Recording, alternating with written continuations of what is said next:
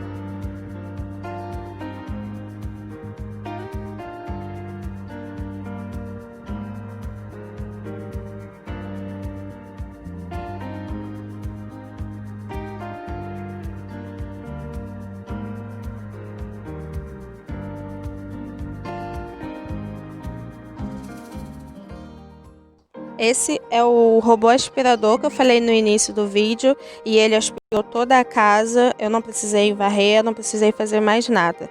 Ele fez tudo por mim. Ele limpou todo o chão.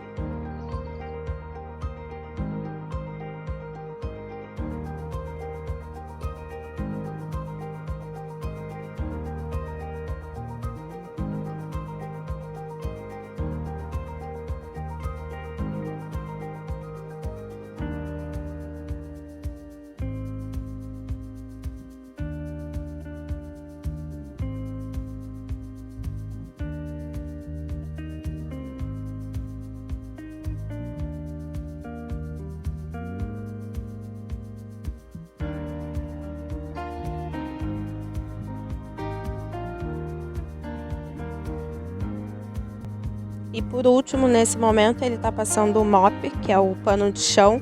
Então eu também não precisei aspirar nem varrer e também não precisei passar pano porque ele já fez isso. Eu achei, na verdade, que ele não fosse ser tão bom assim, que eu fosse precisar passar o mop, a esfregona, mas não foi necessário. Eu passei o dedo no chão em vários lugares e o chão estava realmente limpo. Então eu não precisei fazer nada no chão. O robô ele fez tudo por mim. Bom, eu vou fazer um vídeo completo só dele, falando só dele, e trago esse vídeo para vocês.